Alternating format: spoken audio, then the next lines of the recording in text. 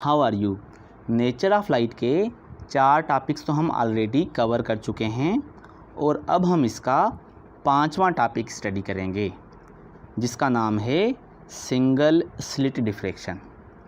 तो आइए स्टार्ट करते हैं। बेटा डिफ्रैक्शन जो है वो सिंगल स्लिट में से भी होती है, डिफ्रैक्शन ग्रेटिंग में भी होती है और इसी तरीके से एटॉमिक क्रिस्टल के पैरेलल प्लेन्स में भी होती है। हम 1 बाय 1 करके इन सारे टाइप्स की स्टडी करेंगे, पर सबसे पहले हम सिंगल स्लिट डिफ्रैक्शन की स्टडी करते हैं। जैसे कि नाम से ही ज़ाहिर है कि ऐसी डिफ्रैक्शन जो एक सिंगल ओपनिंग में से हो। जैसे कि आप यहाँ पर देखोगे कि ये जो लाइट है जब एक सिंगल अपर्चर या ओपनिंग में से गुज़रती है और इसको बेंडिंग मिलती है तो फिर इसको हम सिंगल स्लिट डिफ्रैक्शन बोलेंगे, क्योंकि बेटा डिफ्रैक्शन का मतलब होता है बेंडिंग और स्लिट का मतलब होता है ओपनिंग। तो सिंगल ओपनिंग में से जब लाइट को बेंडिंग मिलती है तो ऐसे प्रोसेस को हम सिंगल स्लिट डिफ्रैक्शन बोलेंगे। ठीक हो गया, समझ में आया। अब सबसे पहले हम ये देखते हैं कि सिंगल स्लिट डिफ्रैक्शन में पाथ डिफरेंस कैसे कैलकुलेट करना है। तो बेटा पाथ डिफरेंस को कैलकुलेट करने के लिए हम इस डायग्राम को फॉलो करते हैं। यहाँ पर आप देख सकते हो कि ये एक सिंगल ओपनिंग है जिसकी ये विड्थ है, ठीक है, यहाँ से लेकर यहाँ तक ये एक सिंगल ओपनिंग की विड्थ है जिसको हम ए के ज़रिए रिप्रेजेंट करते हैं। ठीक हो गया। अच्छा, अब इस स्लिट में से वैसे तो हज़ारों रेज़ आगे जाते हैं, पर सिंप्लिसिटी के लिए हमने सिर्फ 2 रेज़ को सपोज़ किया है। एक ये R1 जो स्लिट के टॉप से जा रहा है और एक बेटा R2 जो इस स्लिट के बॉटम से जा रहा है।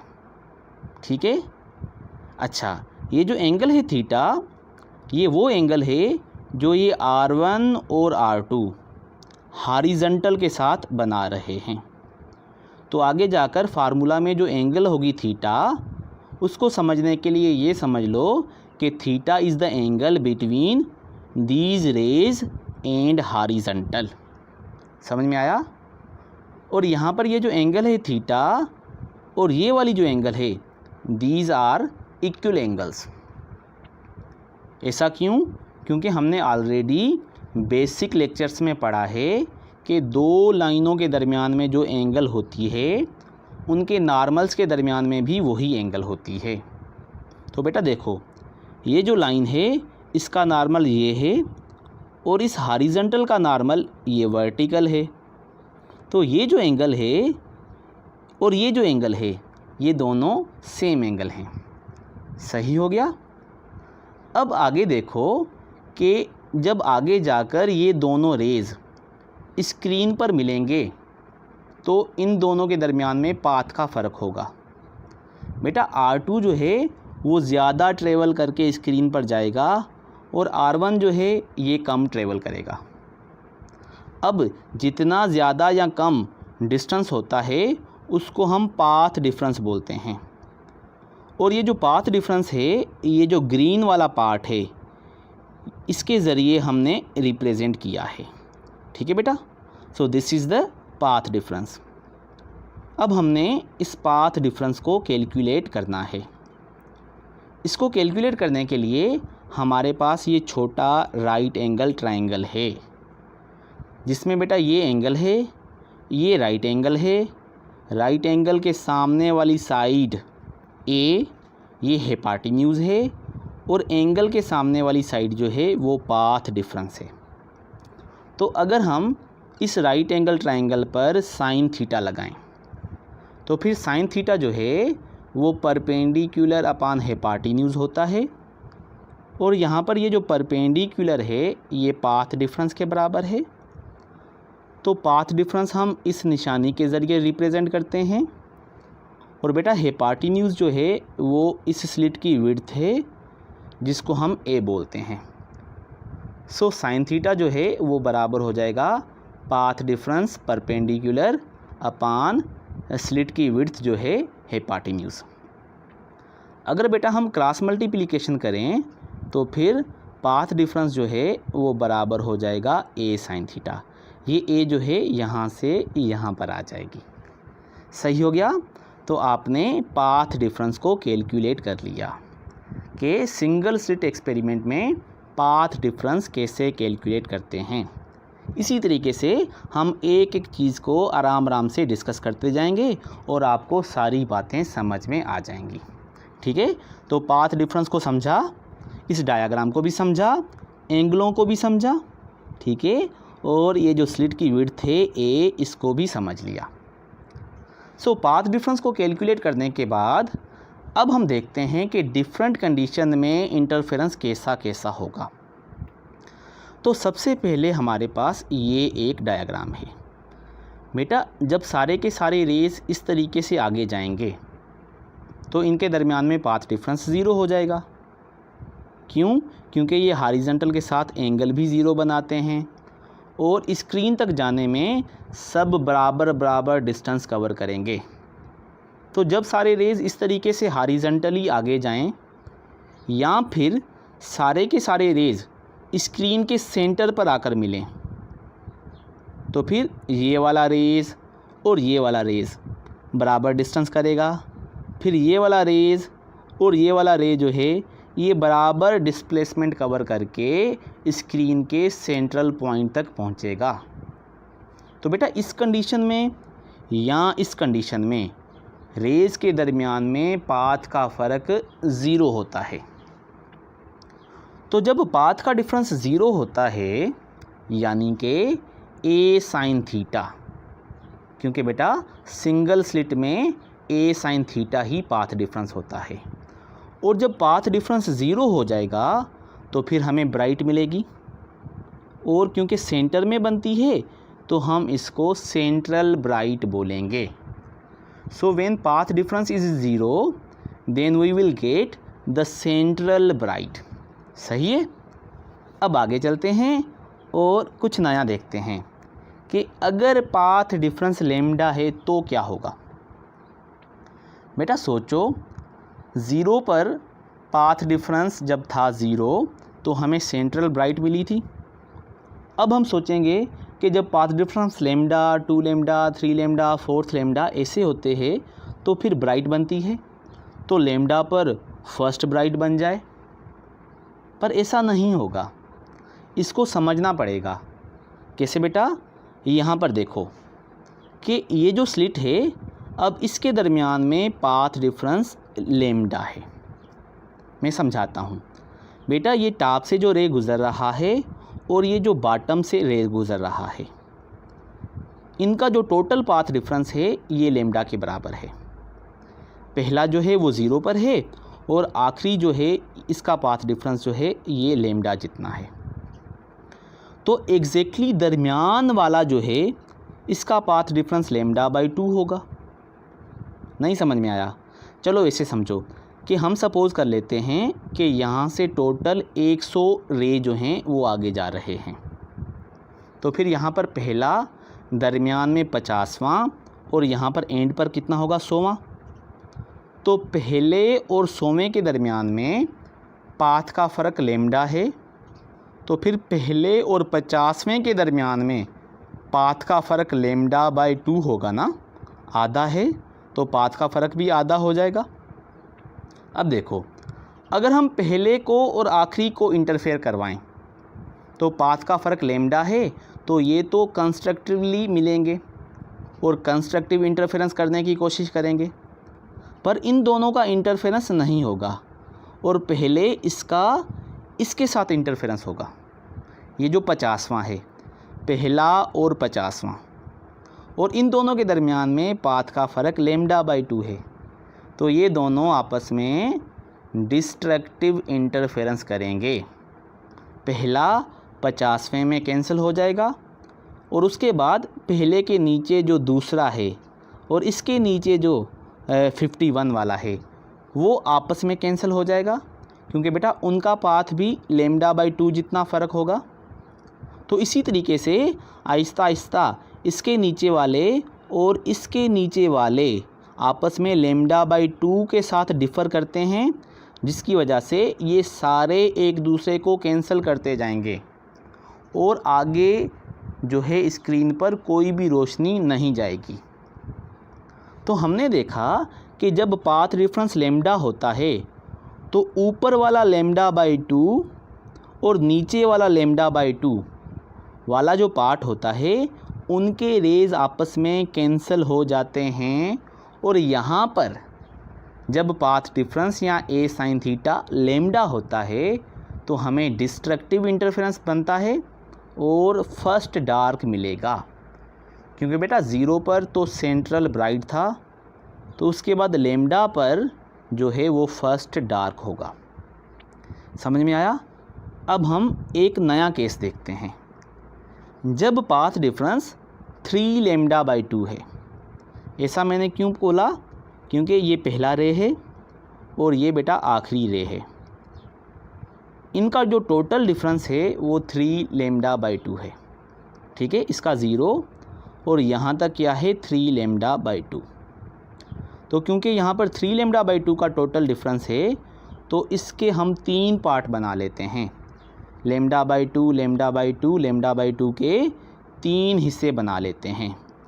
पहला हिस्सा 0 से लैम्डा बाई 2 तक, दूसरा लैम्डा बाई 2 से लैम्डा तक, और तीसरा जो है वो लैम्डा से 3 लैम्डा बाई 2 तक। या फिर आप ऐसे समझ लो कि यहाँ पर 6 रोज़ हैं, 1, ये बेटा 2, ये 3, 4, 5 और ये 6। तो ये जो पहली 2 रो हैं ये 0 से लेकर लैम्डा बाई 2 तक हैं।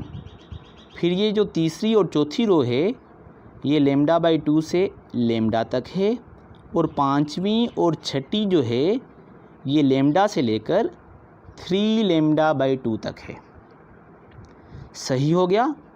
अब देखो कि पहली रो का ये जो टॉप वाला रे है और ये जो तीसरी रो का टॉप वाला रे है, इन दोनों के दरमियान में फेज़ का कितना फ़र्क है? Lambda by 2। तो ये दोनों एक दूसरे को कैंसिल करेंगे। फिर इसके नीचे वाला और इसके नीचे वाला ये आपस में कैंसिल करेगा। पहली रो का तीसरा और तीसरी रो का तीसरा ये आपस में कैंसिल हो जाएंगे, और इसी तरीके से इसके नीचे वाले और यहाँ पर इसके नीचे वाले ये आपस में एक दूसरे को कैंसिल कर देंगे। यानी पहली और दूसरी रो के रे तीसरी और चौथी रो के रेज में कैंसिल हो जाएंगे। ठीक है, क्योंकि बेटा इनका पाथ का फ़र्क जो है वो लैम्डा बाई 2 है। पहली रे 0 से लैम्डा बाई 2 तक और दूसरी रे जो है वो लैम्डा बाई 2 से लैम्डा तक है। तो इन चारों रो के जो रेज़ हैं वो स्क्रीन तक नहीं जाएंगे, और जो बेटा पांचवी और छठी रो है जिसका पाथ लैम्डा से 3 लैम्डा बाई 2 तक है, वो जो रेज़ हैं वो स्क्रीन पर चले जाएंगे और स्क्रीन पर जाकर रोशनी करेंगे। तो इस तरीके से जब पाथ डिफरेंस यानी ए साइन थीटा 3 लैम्डा बाई 2 के बराबर होता है तो हमें ब्राइट मिलती है, क्योंकि यहाँ से जो रेज़ हैं ये आगे चले जाते हैं, और इसको हम फर्स्ट ब्राइट बोलेंगे क्योंकि 0 पर हमें सेंट्रल ब्राइट मिली थी। समझ में आया? अच्छा बेटा, इसी तरीके से अगर टोटल पाथ का फ़र्क 2 लैम्डा होगा, वो कैसे? जैसे कि आप यहाँ पर देख रहे हो कि बेटा ये जो पहला रे है 0 से और ये जो आखिरी रे है इसका पाथ है 2 लैम्डा, तो टोटल फ़र्क कितना है? 2 लैम्डा। अब इन सारे टेक्निक में हम कर क्या रहे हैं कि जितना भी टोटल पाथ होता है ना बेटा, उसके lambda by 2 lambda by 2 lambda by 2 के पार्ट बनाते हैं। तो 2 लैम्डा के लैम्डा बाई 2 के कितने पार्ट बनेंगे? 4 बनेंगे ना। पहला पार्ट 0 से लैम्डा बाई 2 तक, दूसरा लैम्डा बाई 2 से लैम्डा तक, तीसरा लैम्डा से 3 लैम्डा बाई 2 तक, और चौथा 3 लेमडा बाई 2 से 2 लेमडा तक। ठीक है, यहाँ पर हमने ये 4 रोज़ बनाई हैं, 1 2 3 और ये जो 4। ये जो पहली रो है इसका जो पाथ है वो 0 से लेमडा बाई 2 है, दूसरी का लेमडा बाई 2 से लेमडा तक है, तीसरी का लेमडा से 3 लेमडा बाई 2 तक है और चौथी का बेटा 3 लेमडा बाई 2 से 2 लेमडा तक है। समझ में आया? अब आपने लेमडा बाई 2 के पार्ट तो बना लिए। अब आगे देखो कि ये जो पहली रो का पहला रे है और इसी तरीके से ये जो दूसरी रो है इसका ये जो पहला होगा यहाँ पर, उनके दरमियान में पाथ का फ़र्क लेमडा बाई 2 होगा और वो आपस में कैंसिल होंगे। और उसके बाद पहली रो का दूसरा और दूसरी रो का दूसरा ये आपस में कैंसिल हो जाएंगे। इसी तरीके से पहली रो का आखिरी और दूसरी रो का जो आखिरी होगा उनके दरमियान में भी पाथ डिफरेंस लेमडा बाई 2 होगा, क्योंकि बेटा पहली रो का आखिरी लेमडा बाई 2 पर होगा और दूसरी रो का आखिरी जो है वो लेमडा पर होगा, तो पाथ का फ़र्क तो फिर भी लेमडा बाई 2 हो जाएगा। तो इसी तरीके से ये जो दोनों रो हैं इनके सारे रेज़ आपस में कैंसिल हो जाएंगे।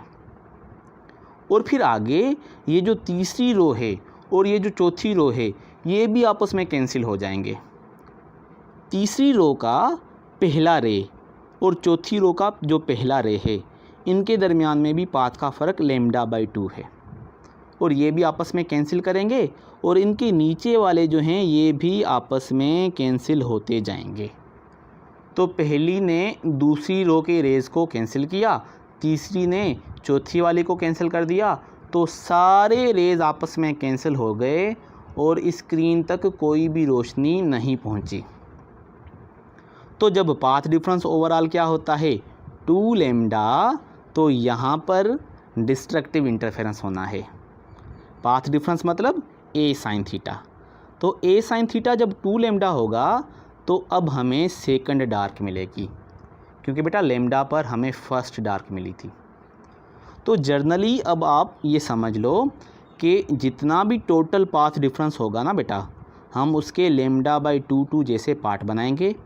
अगर वो इवन में होंगे जैसे यहाँ पर हैं तो फिर सारे कैंसिल हो जाएंगे, पहला दूसरे में, तीसरा चौथे में।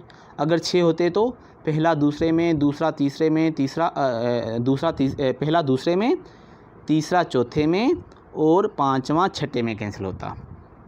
पर जब बेटा आड होते हैं जैसे 3 लेमडा बाई 2 या टोटल पाथ 5 लेमडा बाई 2, तो फिर आड नंबर ऑफ लेमडा बाई 2 बनते हैं। मिसाल के तौर पर अगर 5 बनेंगे तो पहला दूसरे में कैंसिल होगा, तीसरा चौथे में कैंसिल होगा, पर पाँचवा जो है वो एस्केप करके आगे चला जाएगा। अगर 9 बनेंगे तो पहला दूसरे को कैंसिल करेगा, तीसरा चौथे को, पांचवा छठे को, सातवां आठवें को, पर जो 9 वाला लेमडा बाई 2 होगा वो उसके जो रेज़ हैं वो आगे निकल जाएंगे। तो जर्नली जब लेमडा बाई 2 के इवन पार्ट बने तो डिस्ट्रक्टिव या डार्क बनता है, और जब बेटा आड पार्ट बने तो फिर वहाँ पर ब्राइट बनता है। समझ में आया? तो अब हम जर्नली कंडीशंस फॉर मैक्सिमा देख लेते हैं, यानी मैक्सिमा या ब्राइट किस पाथ डिफरेंस पर बनेंगे। तो बेटा हमने यहाँ पर अब सीखा है कि पाथ डिफरेंस या तो 0 हो या तो फिर लेमडा बाई 2 का आड पार्ट बने, यानी 3, 5, 7, 9। क्योंकि बेटा जब आड बनेंगे तो फिर क्या होगा, एक पार्ट बच जाएगा, पहला दूसरे में कैंसिल होगा तो तीसरा बच जाएगा, पहला दूसरे में, तीसरा चौथे में, तो पांचवा लेमडा बाई 2 जो है उसकी रोशनी आगे निकल जाएगी। समझ में आ रहा है? तो पाथ डिफरेंस ऐसा होना चाहिए फॉर मैक्सिमा। और पाथ डिफरेंस को हम a साइन थीटा बोलते हैं, इसलिए आप ऐसे भी लिख सकते हो कि a साइन थीटा जब ऐसा होगा तो मैक्सिमा बनेंगे। सही हो गया? अब अगर हमें साइन थीटा की वैल्यू चाहिए तो यहाँ पर ये जो a है ये इस तरफ नीचे आ जाएगा, तो साइन थीटा बन जाएगा 0/a। 0/a तो a ही होगा। फिर 3 लेमडा अपान 2a, 5 लेमडा अपान 2a और इसी तरीके से 7 लेमडा अपान 2a। तो इस तरीके से ये कंटिन्यू रहेगा। तो पाथ डिफरेंस ऐसे लिखो या ऐसे लिखो, और साइन थीटा जो है उसके लिए आप a को नीचे ले आओ। समझ में आ रहा है? अब हमें पता है कि जब एंगल बहुत छोटी होती है, यानी for very small angle approximation में हमें पता है कि साइन थीटा, टेन थीटा और थीटा इन रेडियंस ये बराबर होते हैं। ठीक है, तो फिर इस साइन थीटा के बदले आप थीटा रख लो, आपकी मर्ज़ी। देखो यहाँ पर हमने थीटा रख दिया। ठीक है, और थीटा के भी सेम ही वैल्यूज़ होंगे, यानी 0, 3 लेमडा अपान 2a, 5 लेमडा अपान 2a। पर बेटा ये याद रख लो कि थीटा रेडियन वाला होगा, क्योंकि साइन थीटा, टेन थीटा और थीटा जब आपस में बराबर होते हैं तो थीटा जो है वो डिग्री में नहीं रेडियन में होता है। समझ में आया? अब यहाँ पर क्योंकि टेन थीटा भी इनके बराबर है तो भली आप टेन थीटा ही ले लो। तो साइन थीटा हो, भली थीटा हो या टेन थीटा हो, सबकी वैल्यूज़ एक जैसी होंगी। 0, 3 लेमडा अपान 2a, 5 लेमडा अपान 2a। ठीक है बेटा, तो मैक्सिमा के लिए आपने पाथ डिफरेंस ऐसा या ऐसा, ए साइन थीटा बोलो या इस निशानी के ज़रिए रिप्रेजेंट करो, और ए को नीचे ले आओ तो साइन थीटा की वैल्यूज़, और साइन थीटा, थीटा और टेन थीटा के फार्मूले सेम, क्योंकि स्मॉल एंगल में ये सारे आपस में बराबर होते हैं। समझ में आया?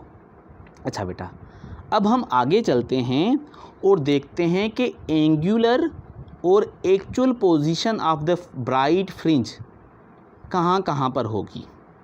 फिर देखो, एंगुलर यानी एंगल के हिसाब से, और एक्चुअल पोजीशन जो ब्राइट की होती है वो कहाँ पर होगी।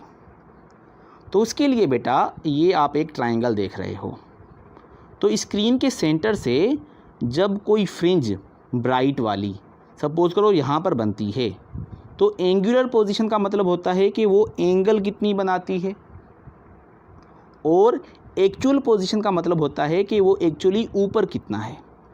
यानी y जो है वो एक्चुअल पोजीशन है और थीटा जो है वो एंगुलर पोजीशन है। अब हम इसको देखते हैं कि एंगुलर पोजीशन और एक्चुअल पोजीशन को कैसे कैलकुलेट करना है। एंगुलर पोजीशन तो आपने ऑलरेडी कैलकुलेट कर ली है, साइन थीटा, टेन थीटा और थीटा के फार्मूले तो ऐसे थे। तो जो पहली ब्राइट है, सेंट्रल ब्राइट, वो तो 0 एंगल पर बनेगी, और जो दूसरी है वो 3 लेमडा अपान 2a रेडियन पर बनेगी। रेडियन बोलना ज़रूरी है। 5 लेमडा अपान 2a रेडियन पर सेकंड ब्राइट बनेगी। So this is called the angular position of the bright fringes. अगर कोई आपसे पूछे कि तीसरी ब्राइट जो है उसकी एंगुलर पोजीशन कितनी होगी, तो बेटा ये देखो, पहली नहीं, सेंट्रल पहली, दूसरी, तो तीसरी कहाँ पर बनेगी, 7 लेमडा अपान 2a रेडियन पर। समझ में आया? अब हम आते हैं और देखते हैं कि एक्चुअल पोजीशन को कैसे मालूम करना है। एक्चुअल पोजीशन का मतलब है कि वो जो पहली, दूसरी, तीसरी ब्राइट है वो इस स्क्रीन के सेंटर से कितना ऊपर है। तो बेटा उसके लिए हम ये जो थीटा है इसको टेन थीटा भी तो मान सकते हैं। सही हो गया, क्योंकि स्मॉल एंगल है तो थीटा जो है वो टेन थीटा के बराबर होगा, और टेन थीटा के भी सेम ही फार्मूले बन जाएंगे। सही हो गया। अब अगर हम इस ट्रायंगल पर आ जाएं, तो इस ट्रायंगल में जो टेन थीटा है वो परपेंडिकुलर अपान हाइपोटेन्यूज़ के बराबर होगा, यानी y अपान x के बराबर होगा। तो आप अगर वैल्यू पुट करो तो टेन थीटा के बदले आ गया y अपान x। y क्या है, एक्चुअल पोजीशन स्क्रीन पर, और x क्या है, हॉरिजॉन्टल डिस्प्लेसमेंट। ठीक है, तो y अपान एक्स जो है वो 0, 3 लेमडा अपान 2a, 5 लेमडा अपान 2 है, ऐसे हो जाएगा। पर हमें तो y की वैल्यू चाहिए, तो फिर ये जो बेटा x है ये क्रॉस मल्टीप्लिकेशन में यहाँ पर ऊपर आ जाएगा। तो y जो है इसका जो फार्मूला है वो 0x, तो 0x तो 0 ही होगा। उसके बाद 3 लेमडा x अपान 2a, तो यहाँ पर आप सिर्फ x रखते जाओगे, जो यहाँ से क्रॉस मल्टीप्लिकेशन में इधर आया है। समझ में आया कि एंगुलर पोजीशन ऐसी होती है और एक्चुअल पोजीशन ऐसी होती है ब्राइट फ्रिंज के लिए। आता जा रहा है समझ? अब इंशाल्लाह आगे भी समझ में आएगा। अब हम देखते हैं कि मैक्सिमा का एक जर्नल ओवरव्यू कर लेते हैं। अभी तक आपने जो मैक्सिमा का path difference, angular position, actual position, ये जो बेटा पढ़ी है, इसको हम एक ओवरव्यू कर लेते हैं और फिर आगे चलते हैं। तो ये देखो, मैक्सिमा के लिए पाथ डिफरेंस ऐसा होता है, याद है, 0 पर सेंट्रल, 3 लेमडा बाई 2 पर फर्स्ट ब्राइट, 5 लेमडा बाई 2 पर क्या, सेकंड ब्राइट, और इसी तरीके से आगे। आप जर्नली बोल सकते हो कि जब path difference 2n+1 lambda by 2 के बराबर होगा तो फिर मैक्सिमा बनेंगे। अब 2n+1 इसको कैसे समझें कि अगर हम n की वैल्यू 1 से स्टार्ट करें तो 1 2 ज़ा 2 और +1 हो जाएगा 3, तो क्या हो जाएगा बेटा पाथ डिफरेंस 3 लेमडा बाई 2। तो ये बेटा क्या हो गया, 3 लेमडा बाई 2। ठीक है, इसी तरीके से जब हम 2 पुट करेंगे तो 2 2 ज़ा 4 +1 5 लेमडा बाई 2। अगर हम यहाँ पर 2n-1 पुट कर देते तो फिर पता है क्या होना था, 1 2 ज़ा 2 -1, तो 2 - 1 1, तो ये हो जाना था लेमडा बाई 2। 2n-1 होता तो पाथ डिफरेंस लेमडा बाई 2 से स्टार्ट होना था, और आपको पता है यहाँ पर लेमडा बाई 2 तो मिसिंग है, तो 0 के बाद क्या होता है, लेमडा बाई 2 नहीं, 3 लेमडा बाई 2। इसलिए हमने 2n+1 वाला फार्मूला यूज़ किया। तो फार्मूले को याद करने की ज़रूरत नहीं होती, 2n+1 या 2n-1 या m+1/2 लेमडा। आपने जस्ट इसके मैन्युअली जो फार्मूले हैं उनको याद रखना है और फिर फार्मूले में n की वैल्यू को पुट करके देखना है कि ऐसा पैटर्न बनता है। अगर बनता है तो आपका फार्मूला सही है, अगर नहीं बनता तो फार्मूले में गड़बड़ है। So it is that simple. ठीक है, तो मैक्सिमा के लिए पाथ डिफरेंस ऐसा होगा, और उसके बाद साइन थीटा जो है उसकी वैल्यू कैसे होगी, क्योंकि path difference a sine theta होता था और a जो है वो नीचे आ जाता था, तो साइन थीटा की वैल्यू जो है वो 0, 3 लेमडा अपान 2a जो a नीचे आया, ठीक है, 5 लेमडा अपान 2a जो a बेटा नीचे आया।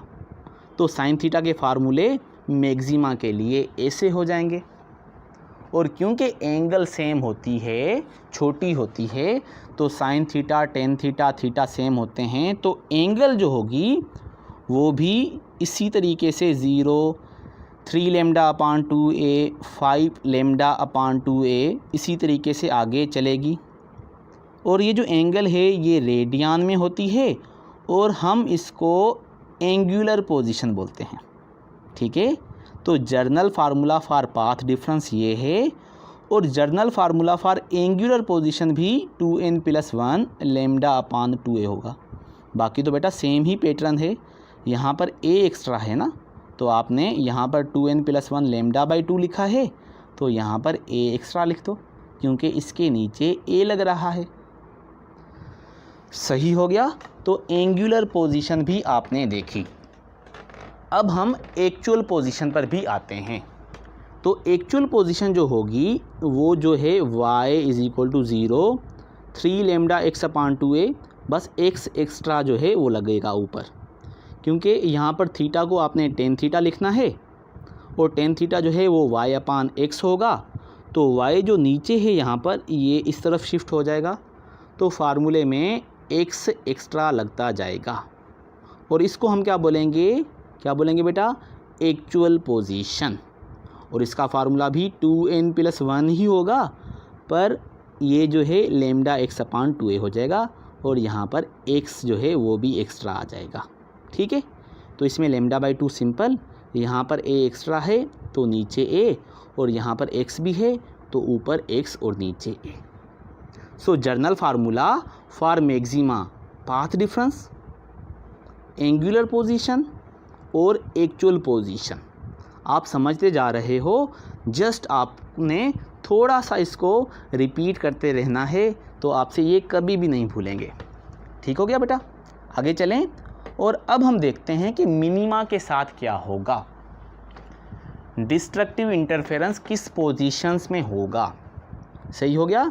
तो बेटा डिस्ट्रक्टिव जो इंटरफेरेंस है उसके लिए हमने पता है हमें कि पाथ डिफरेंस जब लेमडा, 2 लेमडा, 3 लेमडा और n लेमडा होता है तो λ/2 के इवन पार्ट बनते हैं। समझ में आ रहा है ना। मैंने इतने सारे आपको शुरू में एग्जांपल दिए कि जब लेमडा होगा तो λ/2 के 2 पार्ट बनेंगे, पहला पार्ट दूसरे में कैंसिल। जब बेटा 2 लेमडा जितना पाथ होगा तो फिर 4 λ/2 के पार्ट बनेंगे, पहला दूसरे में, तीसरा चौथे में कैंसिल। इसी तरीके से 3 लेमडा के 6, ठीक है, 4 लेमडा के 8। तो जब path difference lambda, 2 lambda, 3 lambda, n lambda होगा तो यहाँ पर मिनिमा बनेगा, जैसे जो था थिन फिल्म्स में होता था। पर वहाँ पर तो क्या था कि कंडीशन रिवर्स होती थी एक रे को फेज़ डिफरेंस मिलने की वजह से। पर यहाँ पर भी कंडीशन रिवर्स तो हैं, पर वो फेज़ डिफरेंस की वजह से नहीं है। यहाँ पर दूसरा ही चक्कर है कि λ/2 के पार्ट बनते हैं, और जब lambda, 2 lambda, 3 lambda total difference होता है तो λ/2 के इवन पार्ट बन जाते हैं। समझ में आ रहा है। तो कंडीशन फॉर मिनिमा में जो पाथ डिफरेंस होगा बेटा वो जर्नली n लेमडा के बराबर होगा। और यहाँ पर ये जो n है ना, इसको आपने 1 से स्टार्ट करना है, क्योंकि बेटा 0 पर तो सेंट्रल ब्राइट थी, सोचो, तो फर्स्ट डार्क लेमडा पर है ना, तो यहाँ पर 1 पुट करोगे तब लेमडा बनेगा। ठीक है, तो पाथ डिफरेंस को हम a sin थीटा भी लिखते हैं, तो आप a sin थीटा को बराबर कर दो लेमडा, 2 लेमडा, 3 लेमडा और n लेमडा के। सही है, समझ रहे हो। आगे चलें। अब sin थीटा जो है उसको कैसे मालूम करेंगे। तो a sin थीटा में से अगर a नीचे आ जाए तो बेटा a आ जाएगा नीचे, λ/a, 2 λ/a, 3 λ/a, और जर्नली n λ/a जब होगा तो हमें साइन थीटा की वैल्यू मिलेगी फॉर मिनिमा। अब आपको ये भी पता है कि स्मॉल एंगल के लिए sine theta, tan theta, theta same होते हैं, तो हम थीटा को भी ऐसे लिख सकते हैं जैसे साइन थीटा को लिखा है, यानी λ/a, 2 λ/a, n λ/a। So this is the angular position for minima. सही है, एंगुलर पोजीशन मिनिमा में ऐसे होंगी। और इसी तरीके से अगर हम एक्चुअल पोजीशन को मालूम करेंगे तो बेटा थीटा टेन थीटा के बराबर भी होता है, और टेन थीटा जो है वो y/x होगा, तो हम y/x लिखेंगे और x जो है वो ऊपर चला जाएगा। तो y डार्क, क्योंकि ये मिनिमा के लिए है, तो y डार्क जो है उसमें x λ/a, 2x λ/a और जर्नली nx λ/a के बराबर जब होगा तो हमें एक्चुअल पोजीशन मिलेगी मिनिमा के लिए। ठीक है, तो मैक्सिमा का आपने पाथ डिफरेंस, एंगुलर पोजीशन और एक्चुअल पोजीशन देखी। अब आपने मिनिमा का पाथ डिफरेंस ऐसे लिखो या a sin थीटा लिखो, मिनिमा के लिए साइन थीटा, मिनिमा के लिए एंगुलर पोजीशन और मिनिमा के लिए एक्चुअल पोजीशन को भी याद रखना है। आगे चलें। अच्छा बेटा, अब हम ग्राफ देखेंगे, यानी सिंगल स्लिट डिफ्रैक्शन SSD। इसके अंदर जो इंटेंसिटी का ग्राफ बनता है वो कैसा होगा। तो बेटा वो कुछ इस तरीके से दिखेगा। यहाँ पर ये इंटेंसिटी है और इस तरफ जो है वो साइन थीटा है। अब थोड़ा सा मैं आपको एक्सप्लेन करूं कि आपको पता है कि सेंटर पर जब एंगल 0 होती है तो वहाँ पर सेंट्रल मैक्सिमा बनता था, बनता था कि नहीं बनता था?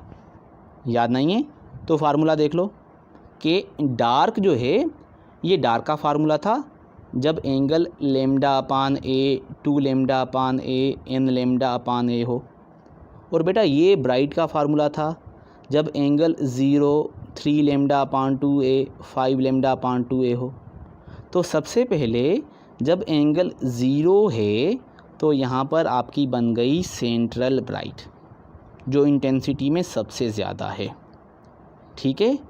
और उसके बाद ये दोनों तरफ, इस तरफ भी और इस तरफ भी, ये जो मिनिमम इंटेंसिटी वाले पॉइंट हैं जो इस लाइन के साथ जुड़े हुए हैं, ये कहाँ पर मिलेगा? लेमडा बाय ए पर, जिसको हम फर्स्ट डार्क बोलेंगे सेंट्रल ब्राइट से दोनों तरफ। प्लस वाला लेमडा बाय डी और माइनस वाला लेमडा माइनस लेमडा अपान डी।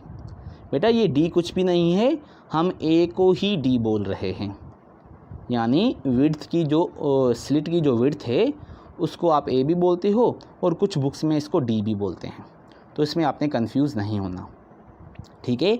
उसके बाद ये जो बेटा सेकंड डार्क है वो ये देखो 2 लेमडा अपान ए पर बनेगा, यहाँ ऐसे बोलो कि 2 लेमडा अपान डी पर बनेगा और दोनों तरफ बनेगा, इधर भी और इधर भी।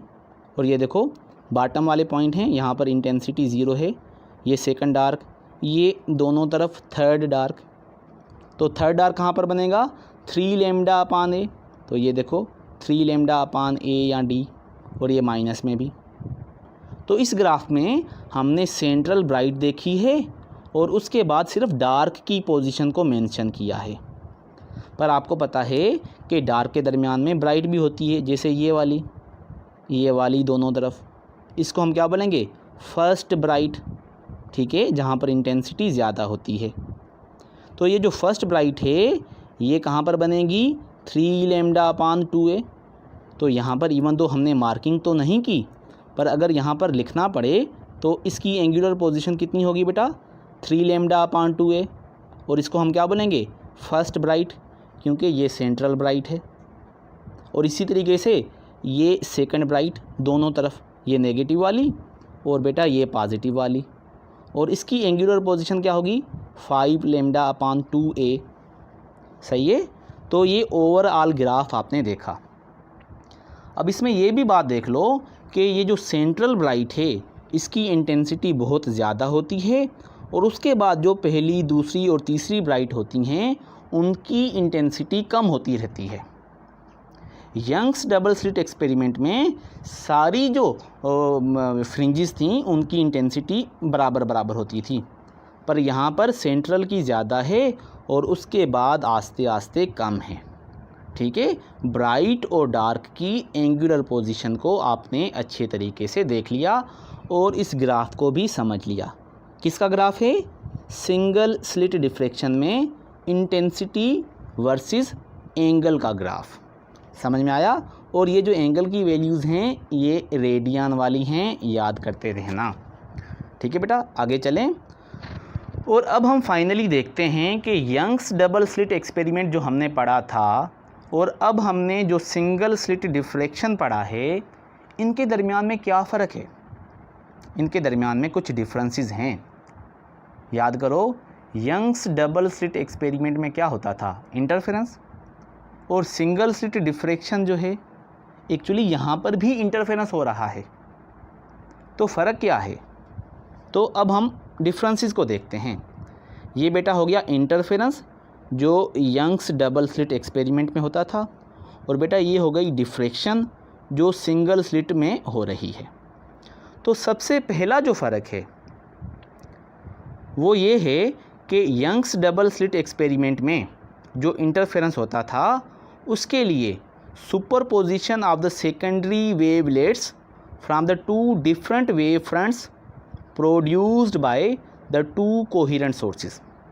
बेटा याद करो कि वहाँ पर हमारे पास 2 स्लिट्स थीं और 2 स्लिट में से 2 कोहेरेंट सोर्सेज बनते थे, और फिर 2 कोहेरेंट सोर्सेज में से 2 डिफरेंट वेव फ्रंट होते थे, और 2 वेव फ्रंट के वेवलेट्स जो थे वो आपस में सुपरपोजिशन करते थे, यानी 2 स्लिट्स दो कोहेरेंट सोर्सेज और दो कोहेरेंट सोर्सेज में से दो डिफरेंट वेव फ्रंट और उन दो डिफरेंट वेव फ्रंट के जो सेकेंडरी वेवलेट्स थे हाइजेंस प्रिंसिपल के हिसाब से आगे जाकर स्क्रीन पर इंटरफेरेंस करते थे। पर डिफ्रैक्शन में भी होती तो सुपरपोजिशन ही है, पर जो सेकेंडरी वेवलेट्स होते हैं वो इमिट होते हैं from the various points of the same wave front. यहाँ पर बेटा एक स्लिट है, समझने की कोशिश करो, एक स्लिट है और एक स्लिट में से एक ही वेव फ्रंट होगा और एक ही वेव फ्रंट के ऊपर जो डिफरेंट पॉइंट्स हैं वो आगे जाकर इंटरफेरेंस करेंगे। वहाँ पर दो वेव फ्रंट थे दो कोहेरेंट सोर्सेज के, यहाँ पर एक ही वेव फ्रंट के जो डिफरेंट पॉइंट हैं वो सेकेंडरी वेवलेट बनाकर इंटरफेरेंस करते हैं। ठीक है, तो यहाँ पर भी इंटरफेरेंस होता है पर एक वेव फ्रंट के डिफरेंट पॉइंट्स का। यहाँ पर भी इंटरफेरेंस होता था पर दो डिफरेंट वेव फ्रंट्स के डिफरेंट पॉइंट्स का आगे जाकर इंटरफेरेंस होता था। Number 2 difference, fringes are equally spaced. Fringes जो हैं उनके दरमियान में बराबर बराबर स्पेस होती है। सारी ब्राइट और डार्क जो थी वो लेमडा एल अपान डी के बराबर थी, याद है आपको। पर यहाँ पर सारी जो फ्रिंजेस हैं वो अनइक्वली स्पेस्ड हैं। जो सेंटर वाली है वो ज़्यादा जगह लेती है और फिर आस्ते आस्ते जो विड्थ है वो कम होती रहती है। Number 3 difference, bright fringes are of same intensity. किस में? यंग्स डबल स्लिट एक्सपेरिमेंट में सारी ब्राइट्स जो थीं उनकी इंटेंसिटी सेम थी, पर यहाँ पर इंटेंसिटी फॉल रैपिडली।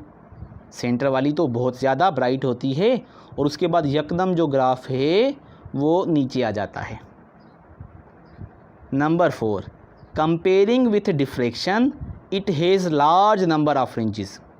बेटा डिफ्रैक्शन के मुकाबले में YDSE Young's double slit experiment में जो फ्रिंजेस थी उसका नंबर बहुत ज़्यादा होता है, पर यहाँ पर डिफ्रैक्शन में comparatively less number of fringes बनती हैं। समझ में आ गया? तो this was the difference, these are the difference between interference in Young's double slit experiment and interference in single slit diffraction. तो बेटा एक्चुअली सिंगल स्लिट डिफ्रैक्शन में भी इंटरफेरेंस ही होता है, तो समझ लो ये बात, पर एक ही वेव फ्रंट के पॉइंट्स का होता है। तो डिफ्रैक्शन भी एक किस्म का इंटरफेरेंस है, पर एक वेव फ्रंट के डिफरेंट पॉइंट्स का इंटरफेरेंस। और यंग्स डबल स्लिट एक्सपेरिमेंट में जो इंटरफेरेंस है वो दो वेव फ्रंट के वेरियस पॉइंट्स का इंटरफेरेंस होता है। ठीक हो गया बेटा? इसी के साथ ये टॉपिक हमारा कंप्लीट होता है। बाकी बेटा इंशाल्लाह कुछ टॉपिक्स और हैं, डिफ्रैक्शन ग्रेटिंग और एक्सरे डिफ्रैक्शन और फिर फाइनली पोलराइजेशन।